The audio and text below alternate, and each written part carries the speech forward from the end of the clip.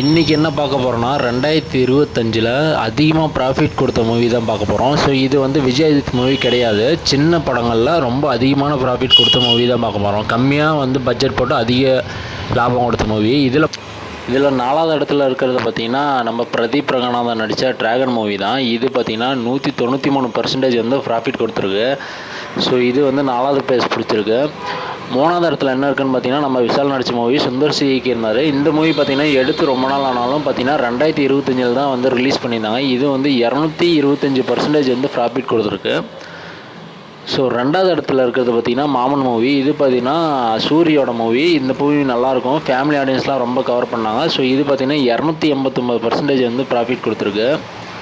So first பிளேஸில் இருக்கிறது என்னென்னு பார்த்தீங்கன்னா டூரிஸ்ட் ஃபேமிலி. இது நம்ம எல்லாருமே பார்த்துருப்போம். இது பார்த்திங்கன்னா 1200% பார்த்திங்கன்னா ரிட்டர்ன்ஸ் கொடுத்துருக்கு. ஸோ இந்த மூவி தான் பார்த்திங்கன்னா 2025 அதிக ப்ராஃபிட் கொடுத்த மூவி லிஸ்ட்டில் ஃபஸ்ட்டில் இருக்குது.